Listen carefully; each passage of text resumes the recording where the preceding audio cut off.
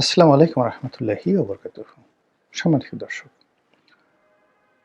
আমাদের প্রিয় মাতৃভূমি মার্কিন যুক্তরাষ্ট্রের যে বদনজর, সেই বদনজরের মধ্যে পড়েছে। এই বদনজর থেকে কিভাবে রক্ষা পাব? তাবিজ কি, কওয়াজ কি, দোয়া কি, দরুদ কি? ২ নম্বর হলো যে আমাদের সঙ্গে আমেরিকার যে সম্পর্ক এই মুহূর্তে, এটা আমেরিকার সঙ্গে দুবাই, সংযুক্ত আরব আমিরাত, কাতার কিংবা সৌদি আরবের যে সম্পর্ক, সেই সম্পর্কের মতো নয়। আমেরিকার সঙ্গে সিঙ্গাপুরের ভালো সম্পর্ক, জাপানের ভালো সম্পর্ক, এমনকি ইউরোপের যে দেশগুলোর সাথে সম্পর্ক রয়েছে, এগুলোকে বলা হয় বাইল্যাটারাল রিলেশনশিপ, দ্বিপাক্ষিক সম্পর্ক। আমেরিকা লাভ করে, জাপান থেকে শোষণ করে তারা লাভ করে ধরুন ৳১০০, কিন্তু জাপানও আমেরিকার ইকোনমি ব্যবহার করে তাদের কৌশল দ্বারা অন্তত ৳৮০ তারা লাভ করে নিয়ে আসে। কিন্তু আমাদের সঙ্গে আমেরিকার যে সম্পর্ক, এটি অসম। এই সম্পর্কে তাদের সঙ্গে বিজয়ী হওয়ার, লাভবান হওয়ার, নীতিগতভাবে মার্কিন এবং বাংলাদেশ যে ট্রেড পলিসি, সেই পলিসিতে আমরা ভালো কিছু করব, এটার সম্ভাবনা 0%। এই যে আমরা এখন গার্মেন্টস এক্সপোর্ট করি, এটা আসলে এই ব্যবসাটা, গার্মেন্টসের এই ব্যবসাটা ভালো ব্যবসা নয়। এখানে ৪০ লাখ লোকের কর্মসংস্থান হচ্ছে, ইটস ওকে, সব ঠিক আছে। কিন্তু আমরা যেভাবে এক্সপোর্ট করছি বা যেভাবে আমাদের গার্মেন্টস কোম্পানিগুলো বেড়ে উঠেছে, এটা কোনোদিন কোনো অবস্থাতেই ভারী শিল্পের মর্যাদা পাবে না। অর্থাৎ এখানে যারা চাকরি করবে সারা জীবন তাদেরকে এই ফকিরের মতো চাকরি করতে হবে। প্রভিডেন্ট ফান্ড, গ্র্যাচুইটি, বোনাস থেকে শুরু করে অন্য যে সকল বিষয় বড় বড় অফিসগুলোতে বা মিল কারখানাগুলোতে থাকে, একটা ওষুধ কোম্পানিতে যে সুযোগ থাকে, এটি গার্মেন্টস কোম্পানিতে কোনোদিন সম্ভব হবে না। কারণ এই মার্কেটটি এতটা অস্থির, আনপ্রেডিক্টেবল, এবং এখানে এত কম দামে সস্তায় পণ্য বিক্রি করা হয়। যারা বায়ার, তারা প্রতিটি মুহূর্তে স্কুইজ করতে থাকেন। ফলে আমাদের দেশে দেখুন যে গত ৩০-৪০ বছরে গার্মেন্টস ব্যবসা করে স্টিডি অবস্থায় ৪০ বছরে দাঁড়ানো আছে, একটা কোম্পানি নেই। বাংলাদেশের প্রথম গার্মেন্টস, দেশ গার্মেন্টস কোথায় আছে এখন? সানম্যান গ্রুপ, মেজর মান্নান, আজিম গ্রুপ, আজিম মান্নান গ্রুপ নাই। প্রায় ১.৫ লাখ লোক চাকরি করত সেই অপেক্স গ্রুপে, নাই, জিরো। বেক্সিমকো গ্রুপ বন্ধ হয়ে গেল।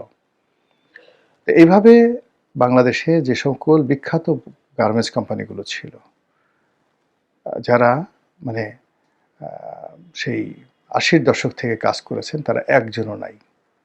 শুধুমাত্র কোরিয়ান যে কোম্পানি আছে ইয়াং ওয়ান, তারা টিকে আছে। এর বাইরে দাদা সাভার, দাদা যাকে বলা হয় ঢাকা, মানে এটা কোরিয়ান কোম্পানি ছিল, খুব বড়। চাইনিজ লিংফুং নামে খুব বড় কয়েকটা গার্মেন্টস, একটা গার্মেন্টস ছিল ইপিজেটে, একটাও নাই, সব শেষ হয়ে গেছে। মানে এখানে আসলে রাতারাতি করে সবাই আসে, ৮ বছর ১০ বছর কাজ করে, কেউ সাস্টেন করে, কেউ সাস্টেন করে না, কিন্তু ২০ বছরের পরে আর এখানে কেউ সাধারণত টিকে থাকে না। এমনকি এখন ধরেন খুব বড় ব্যবসা করছে হামিম গ্রুপ। হামিম গ্রুপ ব্যবসা করছে, ভালো না।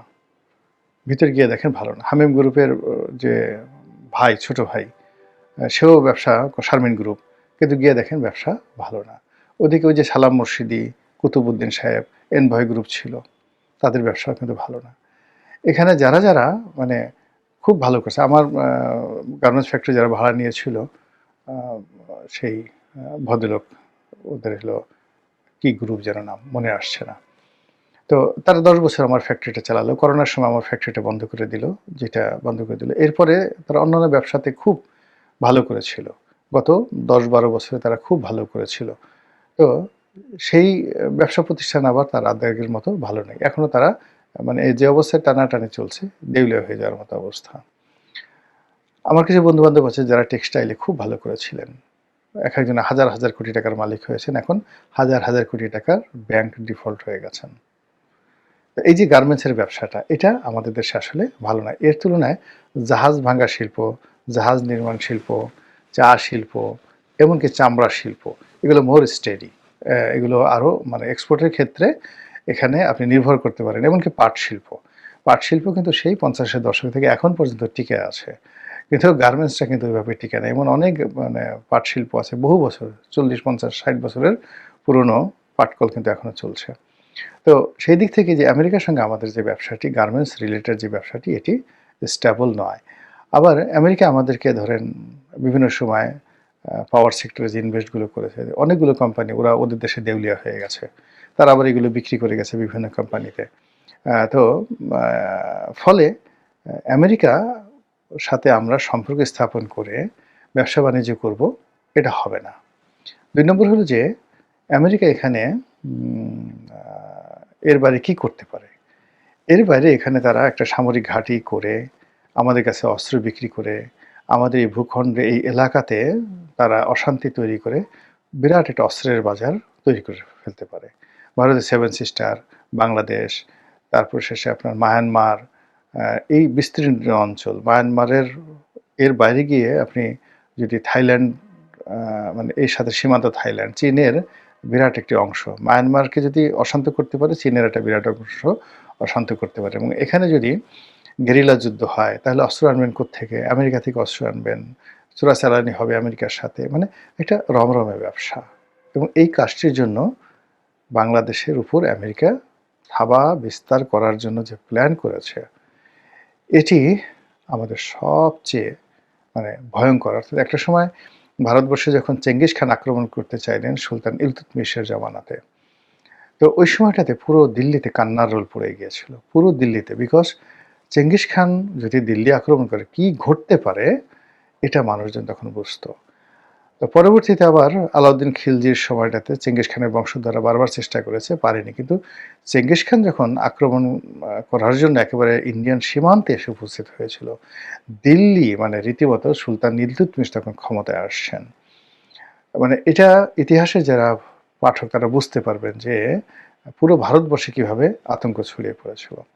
কিন্তু আমরা এখন মানে এই মুহূর্তে বাংলাদেশের উপর আমেরিকার যে কালো ছায়া পড়েছে, সেই কালো ছায়ার কারণে আমাদের সামনে যে ভয়াবহ বিপদ এবং বিপত্তি আসছে, আমরা সেই মধ্যযুগের মতো রাজনৈতিক সচেতন নই। যদি রাজনৈতিক সচেতন থাকতাম, আমরা কিন্তু কান্না করতাম, প্রচণ্ডভাবে কান্না করতাম। আমাদের সীমান্তে, এক সীমান্তে, মায়ানমার সীমান্তে প্রায় 15 লক্ষ রোহিঙ্গা আমাদের সীমান্তের এই পাড়ে, আর ওই পাড়ে আরও প্রায় 8 লাখ রোহিঙ্গা। এই 15 লাখ আর 8 লাখ, 23 লাখ রোহিঙ্গা সশস্ত্র, এর মধ্যে একটা বিরাট অংশ সশস্ত্র, যাদেরকে ট্রেনিং দেওয়া হয়েছে যুদ্ধ করার জন্য, এবং তাদেরকে নিয়ে আমেরিকা খেলছে, তাদেরকে নিয়ে চীন খেলছে, তাদেরকে নিয়ে ভারত খেলছে, এমনকি আমরা বাংলাদেশ, আমরাও খেলার চেষ্টা করছি। এই 23 লাখ রোহিঙ্গা জনগোষ্ঠী, এরা যদি আমাদের দিকে মুভ করে, পুরো চট্টগ্রাম বাংলাদেশ থেকে বিচ্ছিন্ন হয়ে যাবে, পুরো চট্টগ্রাম। আর চট্টগ্রাম যদি আমাদের কাছ থেকে বিচ্ছিন্ন হয়ে যায়, আমরা সমুদ্র বন্দর কোথায়? আমাদের আর কোনো সমুদ্র বন্দর নেই। মংলা দুর্বল বন্দর। ওই যে পটুয়াখালীর যে কলাপাড়াতে একটা করা হয়েছে পায়রা সমুদ্র বন্দর, ওখানে তো কোনো জাহাজই ভিড়তে পারে না। আমার বাড়ির পাশের এলাকাতে এটা ব্যাড ইনভেস্টমেন্ট। এটা ইমিডিয়েটলি বন্ধ করে দেওয়াটা সবচেয়ে বুদ্ধিমানের কাজ। মানে ওখানে যা লস গেছে গেছে, কিন্তু এই কাজটি করা ভালো হয়নি। বরং সেই তুলনায় মংলাকে ডেভেলপ করলে অনেক অনেক ভালো হয়। তো এই যে চট্টগ্রাম বন্দরকে নিয়ে, পুরো পার্বত্য এলাকা নিয়ে আমরা যে অশান্তির মধ্যে আছি, এবং এই অশান্তির বীজ বপন করছে এখন আমেরিকা। তুরস্ক বসে নাই। আপনি বোঝার চেষ্টা করুন, বাংলাদেশের রাজনীতিতে এখন তুরস্ক অত্যন্ত শক্তিশালী ভূমিকা পালন করছে। তুরস্কের এজেন্ট, তারা কোটি কোটি ডলার এই বাংলাদেশে তাদের দালাল ফড়িয়া এদের মাধ্যমে তারা এখানে বিনিয়োগ করছে। এর কারণ হলো তারা একটা ইসলামী বিপ্লব ঘটাতে চায় বাংলাদেশে, এবং সেটাও উপলক্ষ রোহিঙ্গা। এর কারণ হলো এই যে 23 লক্ষ রোহিঙ্গা, তারা 100% মুসলিম। এই 100% মুসলিম রোহিঙ্গা জনগোষ্ঠী যারা যুদ্ধ করতে পারে, এবং তাদের মাধ্যমে চট্টগ্রাম অঞ্চলে যদি অশান্তি তৈরি করা যায়, এবং ওখান থেকে যদি একটা ইসলামের মানে আওয়াজ তোলা যায়, তাহলে তুরস্ক এখানে মানে তাদের একটা দ্বিতীয় ঘাঁটি তারা করতে পারে। এই কারণে দেখেন, রোহিঙ্গা সমস্যা হওয়ার সাথে সাথে এরদোয়ান সাহেবের স্ত্রী বাংলাদেশে ভ্রমণ করে গেছেন। এরপরে মাঝে মধ্যেই তুরস্কের লোকজন আসে, এবং এখন এই যে আমি ভিডিও করছি তার একদিন আগে আমি দেখলাম এরদোয়ান সাহেবের ছেলে তিনি কক্সবাজারে আসছেন রোহিঙ্গা ক্যাম্প পরিদর্শন করার জন্য, এবং অ্যাক্সিডেন্ট করেছেন। এত মহব্বত কেন রোহিঙ্গাদের জন্য তুরস্কের? তারা তুরস্কে এই মুহূর্তে কীভাবে চালাচ্ছে? ভারতের কথা তো জানেনি। সেখানে শেখ হাসিনা মানে আওয়ামী লীগের একটা বিরাট ক্যাবিনেটকে, সংসদকে, হাজার হাজার নয় কয়েক লাখ লোককে আশ্রয় দিয়ে তারা ভারতে রেখেছে এই বাংলাদেশের উপর আধিপত্যবাদ দেখানোর জন্য। পাকিস্তান সরাসরি বিমান সার্ভিস চালু করতে চাচ্ছে, এবং বাংলাদেশের মানে পাকিস্তান 1971 সনে বাংলাদেশের ব্যাপারে তাদের যত আগ্রহ ছিল, তখন আসলে তারা বাংলাদেশকে পাত্তা দিতে চাইতো না, বরং ওখানকার যে রাজনৈতিক নেতৃত্ব এবং মিলিটারি নেতৃত্ব, দ্য বিট্রায়াল, ওখানে যে কয়টা বই লিখেছে, জেনারেল নিয়াজি লিখেছেন, অন্য যারা লিখেছেন, তো the betrayal of east Pakistan, তো সেখানে আপনি দেখবেন যে আসলে ওই সময়টাতে যারা পলিটিক্যাল নেতৃত্ব ছিল, জুলফিকার আলী ভুট্টোর নেতৃত্বে, তারা এই বাংলাদেশকে মনে করতো লায়াবিলিটিস।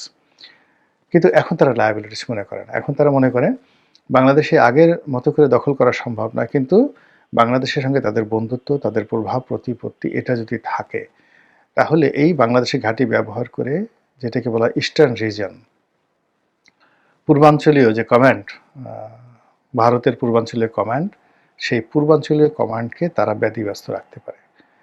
এবং বাংলাদেশে যদি পাকিস্তানের তৎপরতা বৃদ্ধি পায়, ভারতের 7 সিস্টার যদি উত্তাল থাকে, তাহলে ভারতকে অন্ততপক্ষে 4 থেকে 5 লাখ অতিরিক্ত সৈন্য এই 7 সিস্টারে সবসময় বিজি রাখতে হবে, এবং এটা পাকিস্তান চাচ্ছে। আর এই যে ভারতের 4 লাখ সৈন্যকে যদি যুদ্ধ অবস্থায় এই অঞ্চলে রাখতে হয়, পাকিস্তানের এই চালের ফলে ভারতের বিলিয়ন বিলিয়ন ডলার নষ্ট হবে। তখন কি হবে? তাদের যে ওয়েস্টার্ন রিজন আছে, মানে পশ্চিমাঞ্চল রয়েছে, এবং এই পশ্চিমাঞ্চল মূলত ভারতের সাথে পাকিস্তানের যে সীমান্ত, পাঞ্জাব এবং কাশ্মীর, এই অঞ্চলে পাকিস্তান আধিপত্য দেখাতে পারবে। বুঝতে পারছেন ঘটনা? চীনও বসে নেই। চীনও বাংলাদেশে মানে ভারতকে নাজেহাল করার জন্য, নিজেদের আধিপত্য বিস্তার করার জন্য, এবং এই অঞ্চলে যাতে আমেরিকা মানে বার্মা অ্যাক্ট চালু করতে না পারে। যদি বার্মা অ্যাক্ট তারা চালু করতে পারে, অর্থাৎ মায়ানমার পার্বত্য অঞ্চল, এই পুরো এলাকায় যদি আমেরিকা তাদের প্রভুত্ব বিস্তার করতে পারে, তাহলে সংশ্লিষ্ট মায়ানমারকে ঘিরে যে চীনের যে রিজিয়নগুলো আছে, সেই রিজিয়নে অপতৎপরতা শুরু হয়ে যাবে, চীনের অখণ্ডতা নষ্ট হয়ে যাবে। তো এই খণ্ডে যদি অখণ্ডতা নষ্ট হয়ে যায় মায়ানমার রিলেটেড এই এলাকাতে, অন্যদিকে ভারতের সাথে যে সকল প্রদেশের সঙ্গে তাদের সীমান্ত রয়েছে, সেখানে অশান্তি শুরু হয়ে যাবে। ফলে চীন বাংলাদেশে মানে দরকার হলে বাংলাদেশে বিলিয়ন বিলিয়ন ডলার বিনিয়োগ করবে, যুদ্ধ করবে, কিন্তু এই মুহূর্তে বাংলাদেশের যে কৌশলগত মানে তার জন্য যে ভূমি, এটি ভারতও নয়, পাকিস্তানও নয়, বাংলাদেশ তার জন্য কৌশলগত ভূমি। এবং এই সব কিছুই হচ্ছে কিন্তু আমেরিকার কারণে, অর্থাৎ আমেরিকা এখানে নজর দেওয়ার কারণেই চীন ভয় পাচ্ছে। আবার চীনের ভয়ের কারণেই ভারত বেপরোয়া হয়ে পড়েছে। আর এই সকল মানে যারা পক্ষ আছে, আন্তর্জাতিক পক্ষ, তাদের প্রিভিলেজ পেয়ে আমাদের মধ্যে যারা ইসলামপন্থী রয়েছেন, তারা ইসলামী খিলাফত প্রতিষ্ঠা করতে চান। যারা বিচ্ছিন্নতাবাদী রয়েছেন, তারা চট্টগ্রাম বিচ্ছিন্ন করতে চান। যারা জুম ল্যান্ডের স্বপ্ন দেখেন, তারা জুম ল্যান্ড প্রতিষ্ঠা করতে চান। কেউ রোহিঙ্গা ল্যান্ড প্রতিষ্ঠা করতে চান। আর এরকম অবস্থায় একটা মানে দুর্বল সরকার ক্ষমতায় এসেছে। বর্তমান সরকার তারেক রহমান যত সংখ্যাগরিষ্ঠ থাকুক না কেন, এটাকে আপনি শক্তিশালী সরকার বলতে পারেন না, খুবই দুর্বল সরকার। এমনকি ডক্টর মোহাম্মদ ইউনূসের চাইতেও দুর্বল সরকার। আর কদিন পর এটা টের পাবেন। আর এই দুর্বল সরকারের মধ্যে আমেরিকার যে সাম্রাজ্যবাদ খুব দ্রুত এটা বিস্তার লাভ করবে। এখান থেকে বাঁচতে হলে সবার আগে দরকার গণতন্ত্র, সবার আগে দরকার রাষ্ট্রীয় কর্মে জনগণের অংশগ্রহণ, সবার আগে দরকার জনসচেতনতা বৃদ্ধি। আমাদের প্রধানমন্ত্রী, আমাদের মন্ত্রী, আমাদের এমপি, আমাদের রাজনৈতিক নেতৃবৃন্দ যখন এই বিষয়গুলো যা বললাম তারা আরও ভালো করে বলতে পারবেন, বুঝতে পারবেন, মঞ্চে তারা যখন কাঁপাতে পারবেন, জনসচেতনতা তৈরি হবে, ঠিক সেই সময়টাতে যে আশঙ্কার কথা বললাম, সে আশঙ্কা থেকে নিজেদেরকে, দেশ এবং জাতিকে রক্ষা করা সম্ভব হবে। মহান আল্লাহ আমাদের সবাইকে হেদায়েত দান করুন এবং হেফাজত করুন। আসসালামু আলাইকুম ওয়া রাহমাতুল্লাহি ওয়া বারাকাতুহু।